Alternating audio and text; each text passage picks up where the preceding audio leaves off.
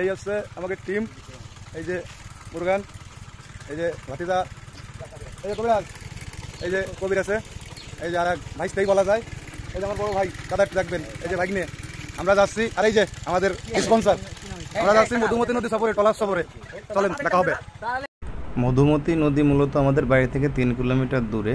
তো তারপরে আমরা যাচ্ছিলাম যেখানে, সেটা হচ্ছে আমার বোনের বাড়ি। এটা আমাদের বাড়ি থেকে প্রায় 12-13 কিলোমিটার দূরে। আমরা সেইখানে যাচ্ছিলাম, বোনের বাড়িও ঘোরা হবে, নদীতেও ঘোরা হবে। দীর্ঘ 15 বছরের বাইক চালানোর ইতিহাসে প্রথম অ্যাক্সিডেন্টটা আমি করি এইখান থেকে, এই যে এই মোড়টাতে। একটা আমাদের এদিকে বলে লাটা গাড়ি, এটা ইট বালু সিমেন্ট এইগুলো টানে। তো এই গাড়ির সাথে অ্যাক্সিডেন্ট করে আমি আমার জীবন থেকে প্রায় 3টা মাস হারিয়ে ফেলি এবং আমার হাতের একটা আঙ্গুল ভেঙে যায়। এই যে এই গাড়িগুলো, এই যে গাড়িটা দেখছেন, এই গাড়ির সাথে আমার অ্যাক্সিডেন্ট হয়। তো আপনারা সবাই গাড়ি চালানোর সময় সতর্ক থাকবেন।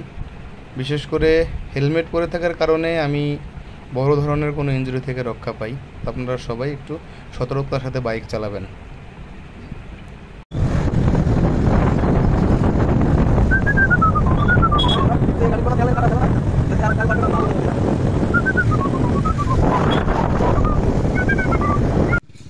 আয় আয় আয়, রিক্স নিয়ে চলে আয়, নামিস নিয়ে চলে আয় তোরা। পুরো রাস্তার ভেতর এই জায়গাটা ছিল একটু খারাপ। এইখানে ইটের রাস্তা এবং মাটি কাদা মিলে একটা বাজে পরিবেশ সৃষ্টি হয়েছিল। তো এটা আমার দিদি বাড়ির কাছেই। তো আমরা সবাই আমার দিদি বাড়িতেই গেছিলাম। ওরা মনে হয় 6 ওই বাজারে বসে বিপ্লবের সাথে গল্প করতে পারে। চলে যা চলে যা, তুষার চলে যা। এই যে আমাদের মেসি, হ্যাঁ সামনে ভাঙা নাই আর কবি নেই, মুরগি ফাটাই দিচ্ছিলাম। আমরা আমাদের বোনের বাড়ি চলে এসেছি। এই যে বাম পাশে এটা বোনের বাড়ি। তো এদের বাড়িটা নদীর পাড়ে হওয়ার কারণে এই রাস্তাটা এখনও এইভাবেই মাটির রাস্তা থেকে গেছে, এখনও পাকা হয়নি। তো এইখানে এদের খুব সুন্দর একটা পরিবেশ বাড়ির ভেতরে।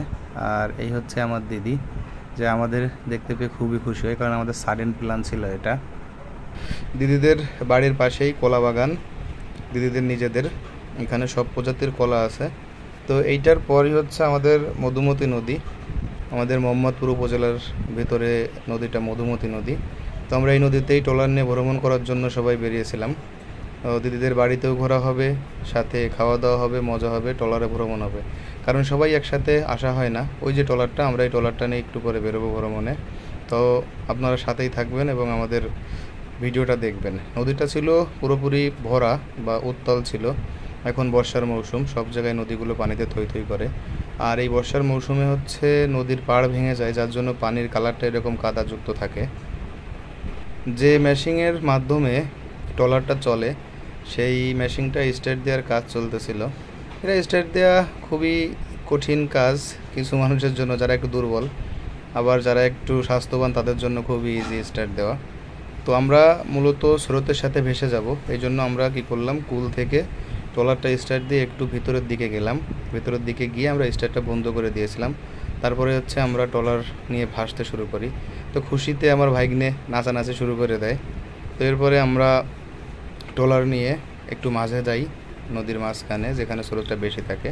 তো আমরা সেইখানে যে স্টার্টটা বন্ধ করে দিই, দিয়ে আমরা ট্রলারের সাথে নদীর স্রোতের সাথে আমরা ভাসতে শুরু করি। তো যদিও মধুমতি নদী ততটা বড় না, কিন্তু বর্ষার সময় এটা পানি বেড়ে যায়, যার ফলে এটা অনেক বড় দেখায়।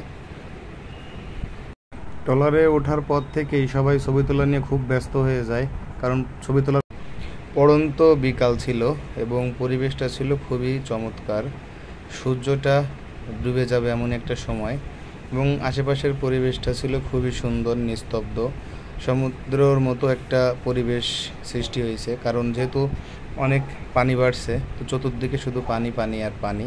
তো মনে হচ্ছিল যে আমরা মাঝখানে ভেসে আছি এবং একটা আলাদা রকমের প্রশান্তি কাজ করতেছিল। শহুরে জীবনের মাঝে সবসময় চলাফেরা করতে করতে এরকম একটু প্রশান্তির দরকার আছে।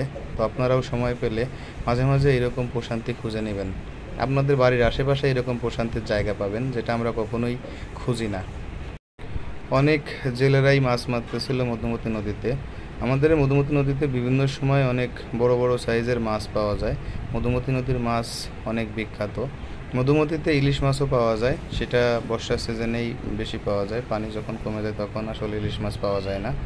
তো এইখানে আমাদের মধুমতি নদীর পাড়ে একটা রিসোর্ট আছে।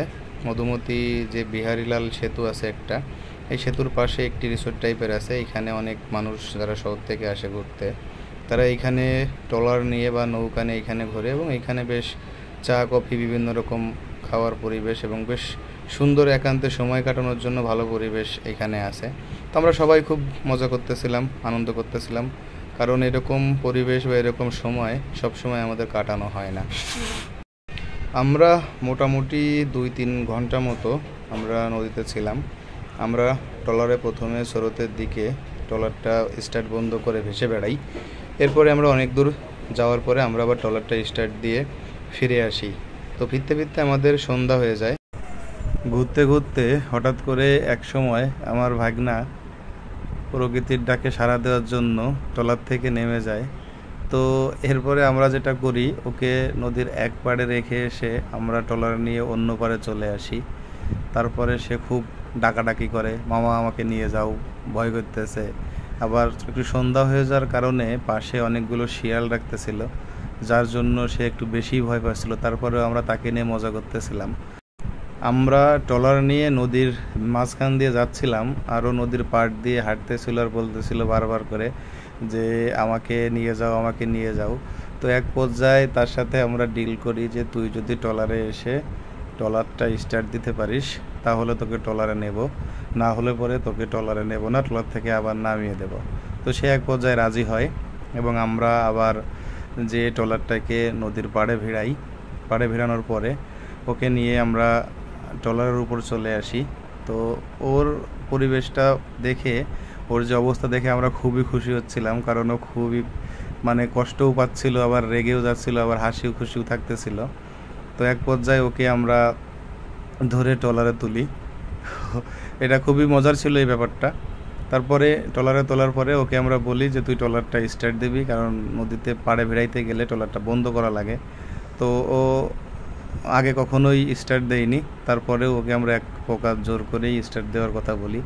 কিন্তু আসলে যেহেতু আগে কখনো স্টার্ট দেয়নি এবং এই বিষয়ে কোনো অভিজ্ঞতা নেই, তাই আমরা পরবর্তীতে ওকে আর স্টার্ট দিতে দেই না। ও চেষ্টা করছিল কিন্তু পরবর্তীতে আর পারে নাই, কারণ এটা খুবই কঠিন কাজ, সবার দ্বারা এটা হয় না। তো তারপরে আমাদের আর একজন এটা স্টার্ট দেয়।